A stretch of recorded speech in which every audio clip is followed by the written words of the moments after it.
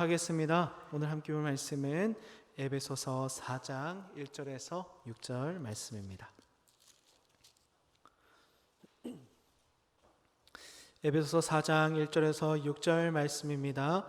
제가 가진 성경은 신약 성경 313페이지 정도에 있습니다. 에베소서 4장 1절에서 6절 말씀 우리 한 절씩 나누어 읽고 마지막 6절은 함께 읽도록 하겠습니다.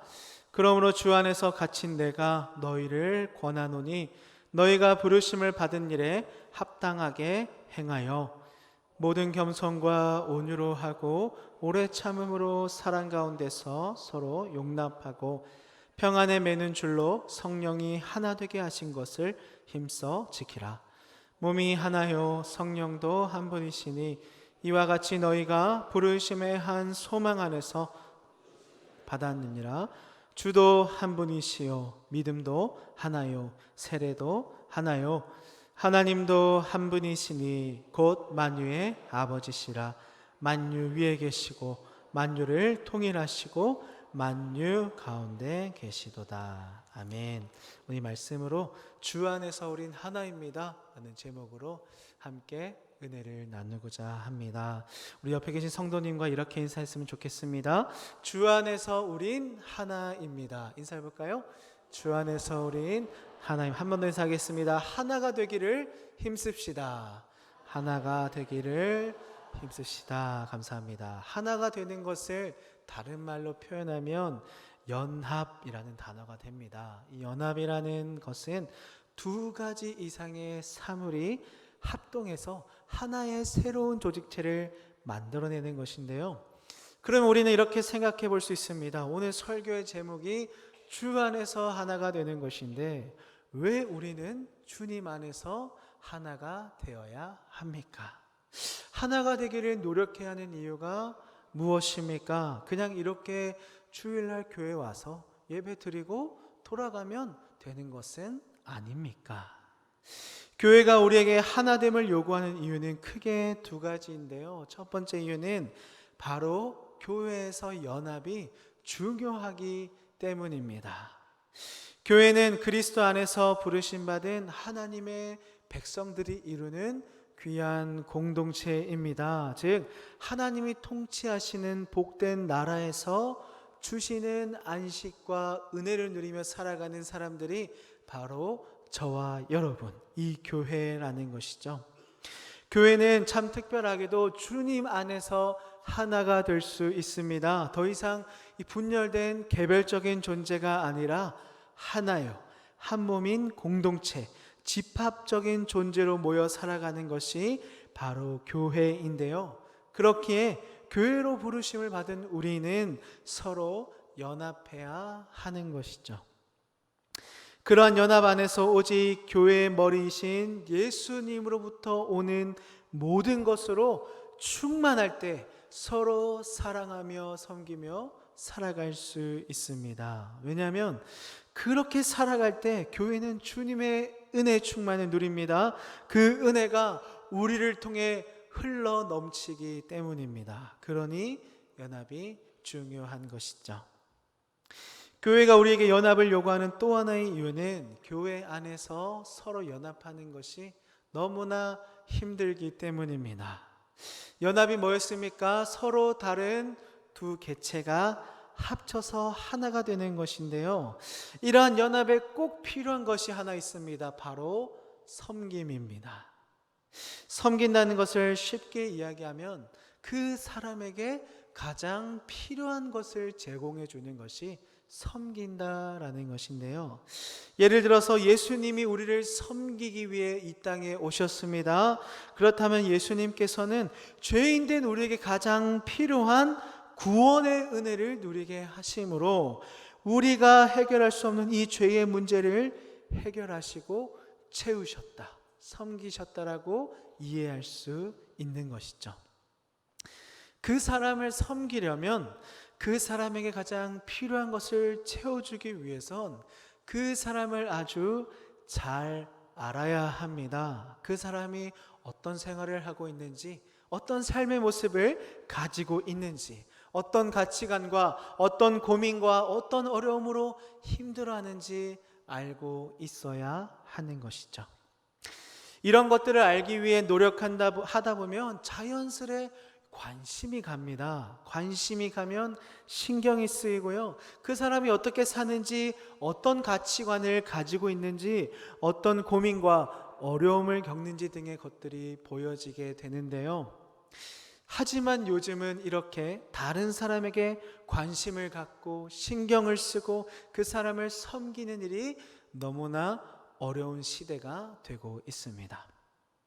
이제는 혼자 사는 삶을 추구하는 시대가 되었습니다. 자신에게 확실한 행복만 준다면 작아도 문제가 없어. 혼자 살아도 괜찮아. 이제는 내가 중요하니까 나를 위해서 살아야겠어. 이런 마음을 갖게 되는 사람들이 점점 늘어나고 있다는 것이죠. 그리고 이런 문화에 가장 민감하게 반응하고 그 속에 살아가는 세대가 바로 MZ세대입니다. 밀레니엄 세대부터 Z세대까지 1980년대부터 2010년대까지 이 사이에 태어난 사람들을 MZ세대라고 하는데요. 이 MZ세대의 특징 중에 여러 가지가 있는데요. 그중 하나가 뭐냐면 자신의 개인 생활을 방해하는 것. 어떤 내 개인 공간을 허가 없이 침범하는 것을 굉장히 싫어하고 그것에 공격적으로 대항한다는 것이죠. 물론 잘못된 것을 잘못돼야 말해야 되는 것은 당연합니다. 하지만 이제는 그것조차 웃고 넘길 수 있는 일인데, 서로 조심하면 아무런 문제가 되지 않는 일인데 그것이 큰 문제가 되는 시대가 되었다는 것이죠. 굉장히 하나가 되는 것이 어려운 시대입니다. 오늘 함께 읽은 말씀은 주 안에서 하나가 되어야 하는 이유에 대해서 무엇이라 말하는지 살펴볼 텐데요. 첫 번째는 우리는 부르심을 받은 일에 합당하게 행동해야 하는 자들이기 때문입니다. 1절과 2절 말씀입니다. 그러므로 주 안에서 갇힌 내가 너희를 권하노니 너희가 부르심을 받은 일에 합당하게 행하여 모든 겸손과 온유로 하고 오래 참음으로 사랑 가운데서 서로 용납하고. 에베소의 저자는 바울입니다. 바울은 로마의 감옥에 감금된 후에 4편의 서신서를 썼는데요. 우리는 그것을 옥중서신이라 부르고 그 중에 하나가 바로 이 에베소서입니다. 에베소서는 말 그대로 에베소에 있는 교인들에게 전해진 서신입니다. 보통 사도가 편지를 써서 서신을 전하는 이유는 두 가지로 볼 수 있는데요.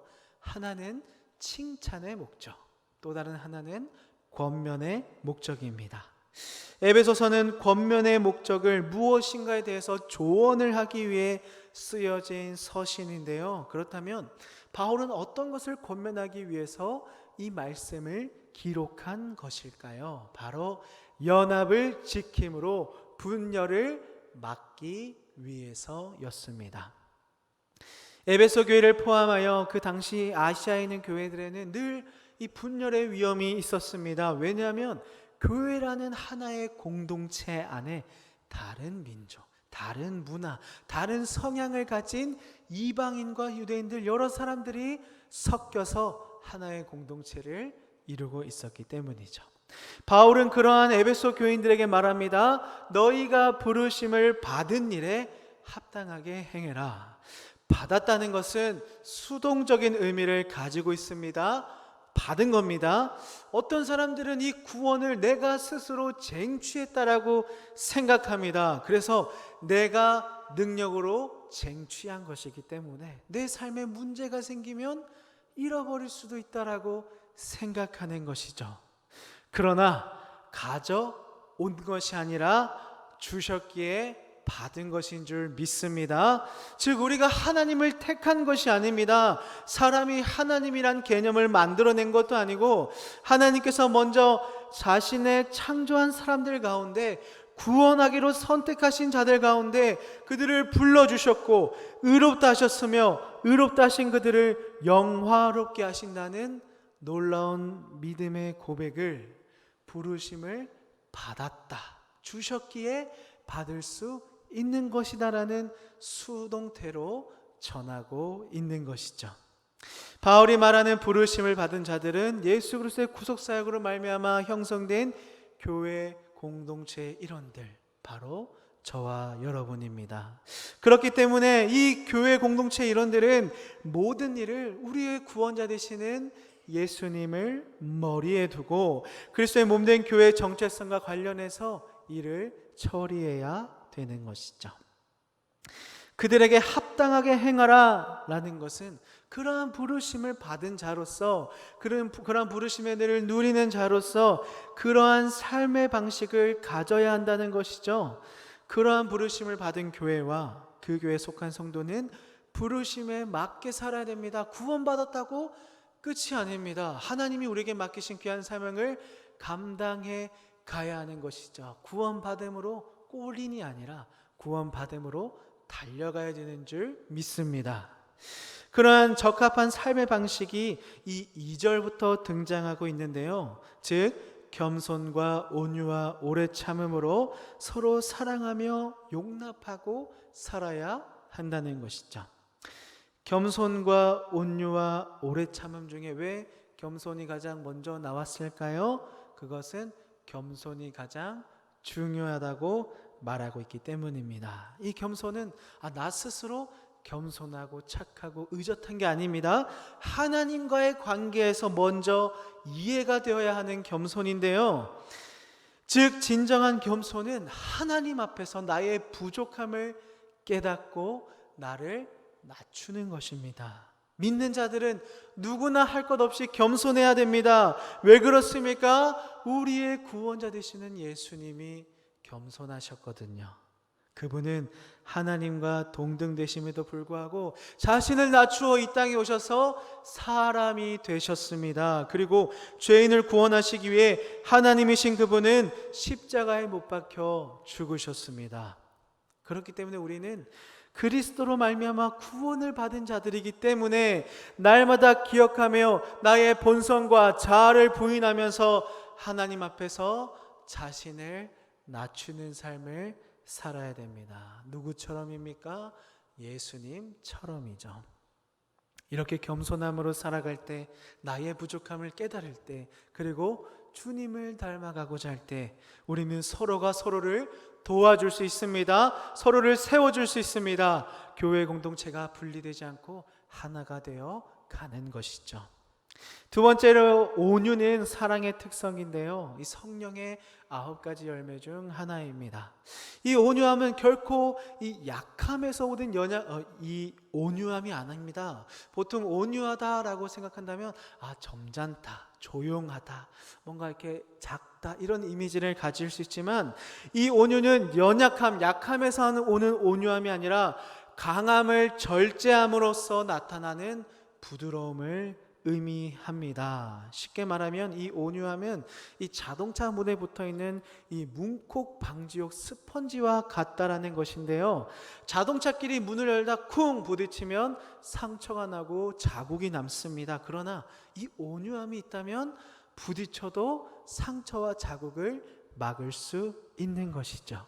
이러한 역할을 하는 것이 바로 온유함인데요. 예수님께서는 이러한 온유함으로 천지를 창조하신 하나님과 동일하신 분이시면서도 우리의 죄를 구속하시기 위해서 재판을 받으시고 십자가를 지셨습니다. 또한 하나님께서는 심판과 능력과 권세를 가지셨으면서도 우리를 구하시기 위해서 온유하심으로 노하기를 더디하시는 중이십니다. 왜 그러십니까? 바로 돌아오실 죄인들을 기다리고 계시는 것이죠. 이처럼 하나님께서 온유함으로 우리를 대하셨기에 구원받은 우리들인 줄 믿습니다. 그 은혜를 입은 자들이 바로 저와 여러분입니다. 그러니 우리도 이웃을 향해 온유함으로 행해야 하는 것이죠.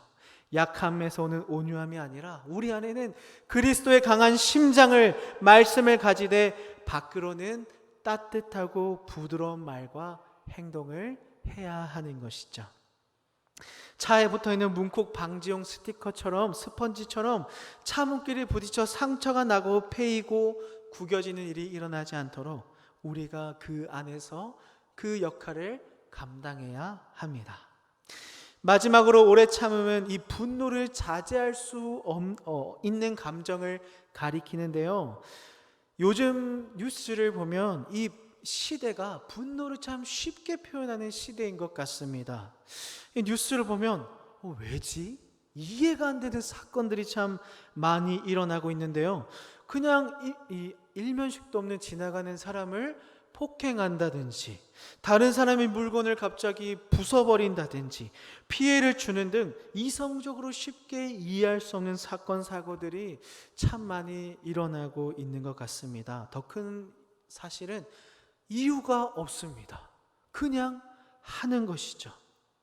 그런데요, 그중 열의 9은 갑작스런 분노로 인하여 일어난 사고들이었습니다. 이것이 우리가 가진, 죄인들이 가진 연약한 현실이라는 것이죠. 이러한 현실 앞에, 우리의 연약함 앞에 나의 인간적인 오래 참음은 한계가 있습니다. 결국 쌓이고 쌓이다 보면 터져버리는 것이죠. 그러나 그러한 우리를 보고도 끝까지 오래 참으시는 분이 계십니다. 바로 하나님이시죠. 우리들의 삶 속에서 죄를 많이 지음에도 불구하고 구원의 과정에서 벗어나지 않고 계속적으로 하나님의 자녀로 살아갈 수 있는 이유가 이곳에 있습니다. 바로 하나님께서 나에 대해서 너무나 부족하고 연약하고 넘어지고 돌아서면 하나님을 잊어버리는 이 연약한 나에 대해서 하나님이 오래 참고 계시기 때문이죠. 오래 참음의 은혜를 우리가 누리고 있습니다. 저와 여러분이 누리고 있는 것이죠. 그렇기 때문에 다른 지체들을 향해 또한 자기 자신을 향해 오래 참아야 하는 것입니다. 이렇게 겸손함과 온유함과 오래 참음이 더해질 때 우리는 서로 사랑하고 용납할 수 있습니다. 이 사랑은 내 욕심을 채우기 위한, 내 욕망을 채우기 위한 이기적인 사랑이 아닙니다. 다른 사람을 위한 사랑, 희생적인 사랑, 타인의 유익을 이루는 이타적인 사랑, 바로 하나님이 나에게 보여주신 사랑입니다. 하나님께서는 이 사랑으로 죄인된 우리들을 위해서 그 아들까지도 보내주셨잖아요. 그리고 십자가에 달려 죽게 하셨지 않습니까?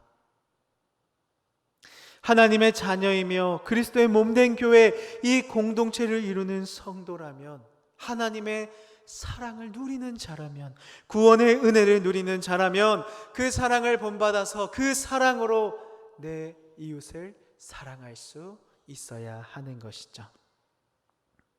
그러한 사랑 안에서 상대방을 용납해야 되는 시간이 오는데요, 이 용납이라는 것이 참 어렵습니다. 용납한다는 것은 다른 사람을, 나와 다른 것을 인정하고 받아들이는 것인데요, 아마 이곳의 대부분이 저보다 결혼의 선배님이실 겁니다. 제가 한 가지 묻고 싶습니다.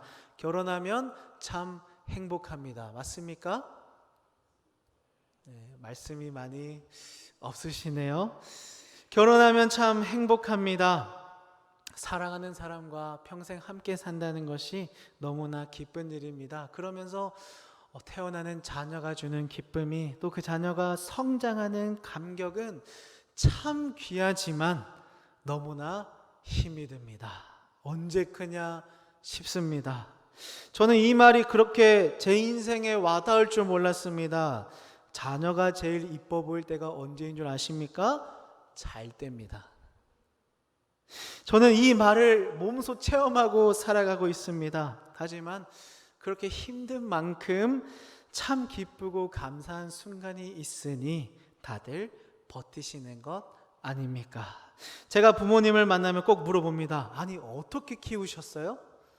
여러분, 어떻게 키우셨습니까? 정말 존경합니다. 아무튼 이 결혼은 하나님이 주신 기쁨과 즐거움입니다. 그런데 이게 중요한데요, 결혼은 하나님이 주신 기쁨이요, 즐거움이요, 행복함이지만 그 배우자를 용납하는 과정은 절대 로맨틱하지 않다라는 것이죠. 저는 28살에, 아내는 27살에 결혼을 했습니다. 전혀 다른 삶을 살던 두 사람이 결혼을 통해서 한 집에서 같은 시간을 보내며 살아가게 되는 것이죠. 그러면 각자 삶의 방식이 있습니다. 저는 저 나름대로 28년 동안 살아온 삶의 방식이 있고요. 아내는 27년 동안 익숙해진 삶의 방식이 있는 것이죠. 처음에는 모릅니다. 이 콩깍지가 씌었다잖아요. 처음에 모든 게 좋고 사랑스러워 보입니다. 그런데요, 시간이 점점 지나다 보면 나와 다른 모습이 보이기 시작합니다. 처음에는 그러려니 합니다. 그런데 나중에 좀 달라 보이고 왜 그러지 싶고 이상해 보이고 그게 답답해지는 것이죠. 예를 들면 꼭 치약을 끝에서부터 짜지 않고 중간에서부터 짜서 씁니다. 음식을 그릇째 먹는 것과 덜어 먹는 게 다릅니다. 빨래를 개도 좀 다른 방법으로 이상하게 개곤 합니다. 결혼하고 나면 그런 사소한 걸로 싸우게 되는 것 같은데요. 아니 여보, 왜 치약을 이렇게 짜? 왜 이걸 이렇게 해?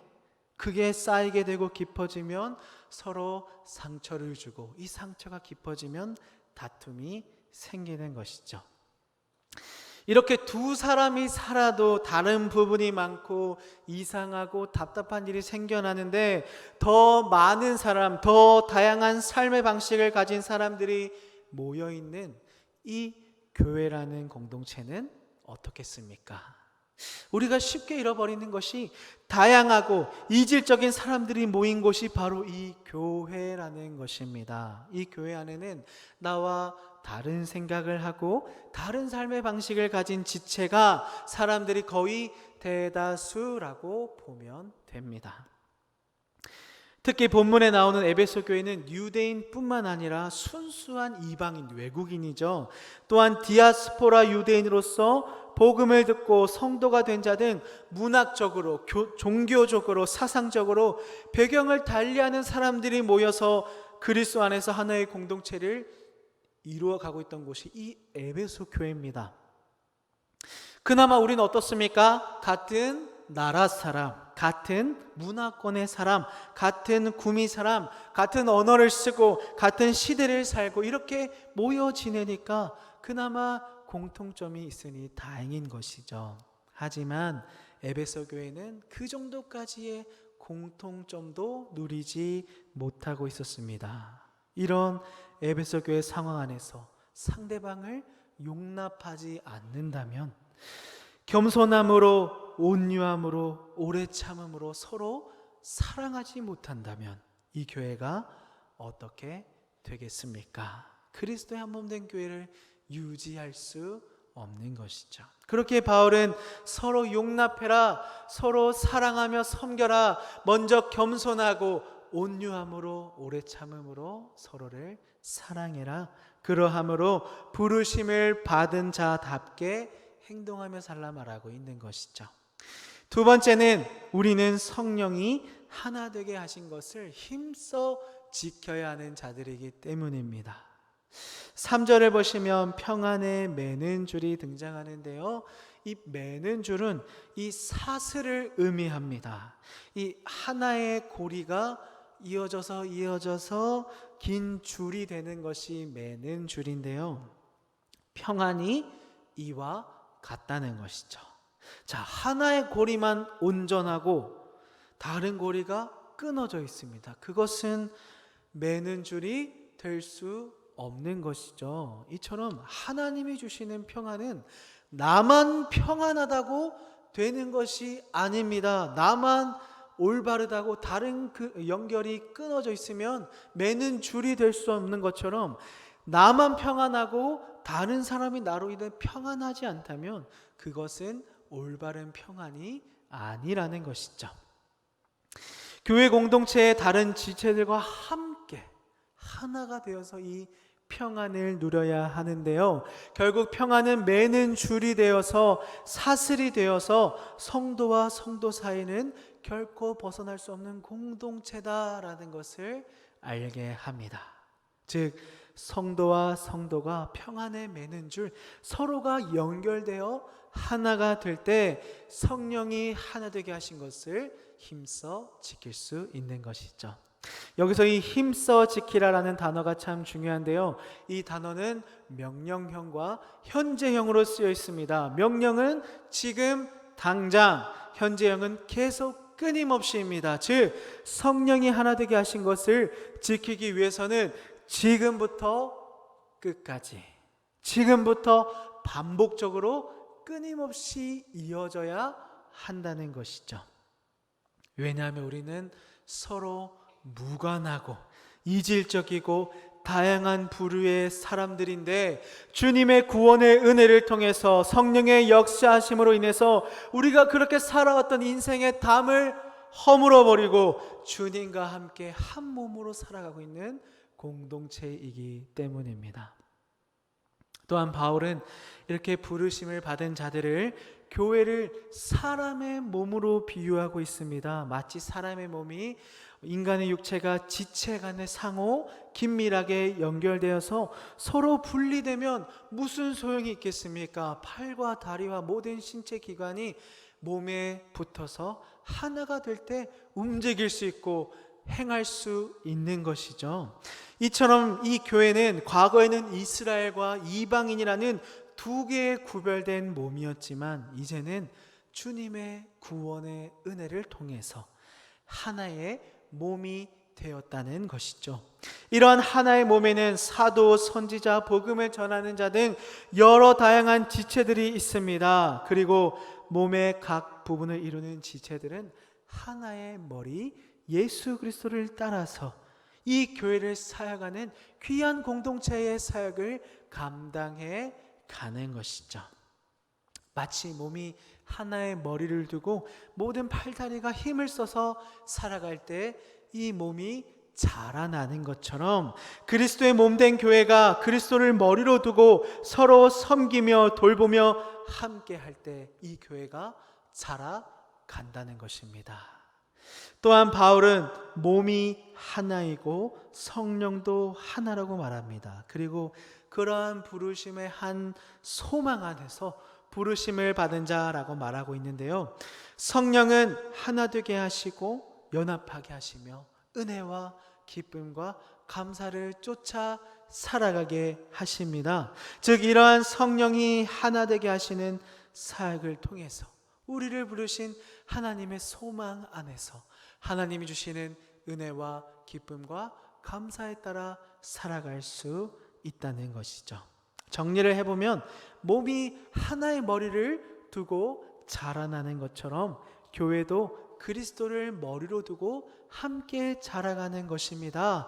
그렇게 살아가게 하는 힘과 능력을 주시는 성령 하나님이 우리를 부르시고 한 소망으로 하나가 되게 하셨기 때문에 우리는 하나가 되어야 한다는 것입니다. 마지막으로 우리는 오직 하나님 한 분만을 믿는 자들이기 때문에 하나가 되어야 합니다. 5절과 6절 말씀인데요, 주도 한 분이시요 믿음도 하나요 세례도 하나요 하나님도 한 분이시니 곧 만유의 아버지시라. 만유 위에 계시고 만유를 통일하시고 만유 가운데 계시도다. 아멘. 5절에 주는 예수 그리스도를 가리킵니다. 이어서 나오는 믿음은 이 예수님을 믿는 믿음이죠. 주도 한 분, 이 믿음도 하나, 세례도 하나인데요, 이것은 할례를 받은 유대인이나 받지 않은 이방인이나 이제는 주님에 대한 신앙을 고백함으로 동일하게 세례를 받음으로 모두가 그리스도 안에서 하나라는 것입니다. 신앙의 대상인 주가 하나가 아니라 둘이라면, 또는 그 이상이라면 그를 믿는 믿음 역시 하나가 되지 못할 것입니다. 이렇게 서로 다른 믿음은 교회를 화평이 아니라 분리됨으로 인도하는 것이죠.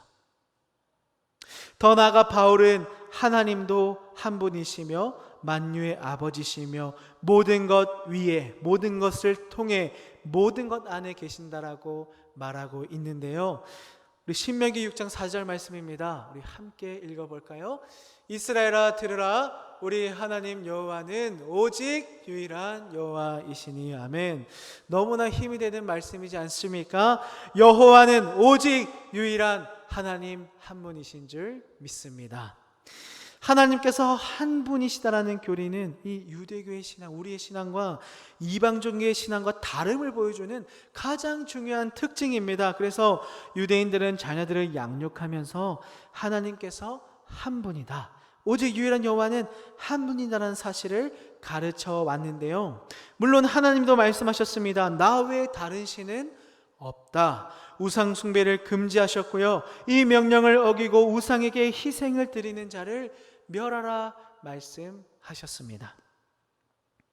요즘 우리 구미를 둘러보면 이단들이 참 많이 활동하고 있는 것 같습니다. 모교 장터를 가보면 또는 인동을 걸어다니다 보면 이 많은 이단들이 설문조사도 하고 있고요. 어떤 띠를 두르고 부채도 나누어지는 것을 제가 봤는데 혹시 만나거나 받아보신 분 계시나요? 자, 저희가 황상동에 사는데요. 황상동은 조금 제가 화진금봉이 살아서 좀 고지대입니다. 그런데 그 더운 날 그 고지대를 찾아옵니다. 찾아와서 똑똑똑 두드립니다. 그래서 누구세요? 하면 좋은 세미나가 있습니다, 좋은 모임이 있습니다, 좋은 시간이 있습니다 하고 그렇게 참여하지 않겠나라는 말을 권하고 있는데요.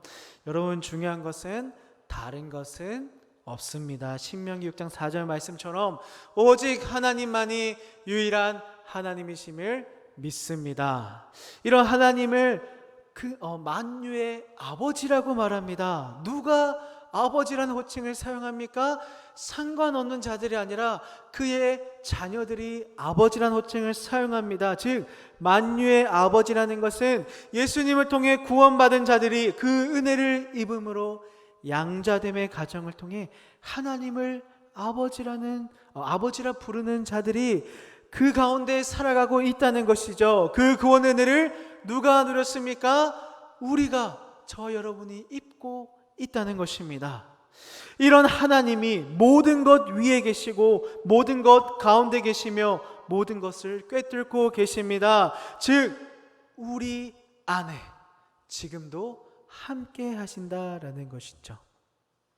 홀로 계신 하나님이면서 온 우주 안에 계시는 하나님이, 모든 만물을 직접 다스리시는 왕이신 하나님이 특별히 자신이 구속하신 백성들의 구원의 은혜를 누리게 하신 그의 자녀들 안에 넘어지고 무너지고 힘겨워하고 말씀을 들어도 잊어버리고 낙담하는 그 연약한 우리의 마음속에 함께 거하시며 우리 모두를 구원으로 인도하고 계시니 우리가 하나 되기를 힘써야 한다는 것입니다. 우리 화면에 띄워주시겠습니까? 함께 읽어보겠습니다. 우리는 부르심을 받은 자로서 겸손과 온유와 오래 참음으로 서로 사랑하며 용납하고 평안으로 서로를 섬겨야 합니다. 또한 하나님의 사랑을 누리는 자로서 바른 믿음을 가지고 하나가 되기를 힘써 지켜야 하며 그 안에서 한 소망을 품고 살아야 합니다. 그것이 가능한 이유는 모든 것 위에 계시고 모든 것을 꿰뚫고 계시는 하나님이 우리 안에 계시기 때문입니다. 말씀을 정리하겠습니다. 이제 말씀을 통해서 주 안에서 하나가 되는 것을 지키는 것이 참 중요하다라는 것을 알게 되었습니다. 그러면 이제 우리가 해야 되는 것은 무엇입니까? 내가 속한 이 강동교회 안에서 더욱 하나가 되기를 힘쓰기 위해선 내가 무엇을 해야 하는가라는 것이죠. 먼저는 내가 한 사람 한 사람이 주님과 하나가 되어야 합니다. 주님과 하나가 된 것은 내 생각이 아니라 내 욕심이 아니라 주님을 내 머리로 두고 살아가는 것입니다. 주님의 뜻대로 살아가기 위해선 바른 믿음이 필요한데요, 우리를 위해 이 땅에 오시고 죽으시고 부활하신 그분이 바로 예수님이시다, 내 죄를 해결하신 분이시다, 나의 구원자시다라는 믿음을 가지고 오직 주님을 따라 우리가 살아가야 하는 것이죠. 그리고 하나님을 사랑하고 이웃을 사랑해야 됩니다. 하나님을 사랑하는 것은 하나님을 경외하는 것입니다. 하나님을 경외하는 것은 하나님이 창조주이시고 세상의 주관자이시며 나의 구원자이심을 믿고 고백하는 것입니다. 하나님을 가장 경외하는 방법이 무엇입니까? 예배의 자리를 지키는 것이죠. 그리고 하나님을 경외함으로 그가 주신 사랑에 감사하는 마음으로 이웃을 사랑하십시오. 하나님이 우리를 사랑해 주셨기 때문에 구원을 받고 양자로 택함을 받고 영원한 생명을 누릴 수 있게 된 것 아닙니까? 주셨기에 받은 거잖아요. 그런 사랑에 감사하는 마음으로 그 사랑이 나에게서 흘러 넘쳐서 내 이웃에게도 그 사랑을 전하며 살아가시길 바랍니다. 여러분, 이러한 하나됨의 노력은 목사만 하는 것이 아닙니다. 장로님, 권사님, 안수 집사님, 모든 집사님들, 이 직분자들만 하는 것이 아닙니다. 누가 해야 됩니까? 나 자신입니다. 여러분, 혼자 세워가는 교회는 없습니다. 더디게 가도 함께 세워가야 합니다. 우리 강동교회가 주님의 몸된 교회로 더욱 건강하게 자라갈 수 있도록, 주님 안에서 성경적으로 연합할 수 있도록, 주 안에서 하나가 되는 귀한 공동체가 될 수 있도록 힘쓰며 살아가는 저와 여러분이 되길 바랍니다. 우리 다 함께 자리에 일어나셔서 말씀을 기억하며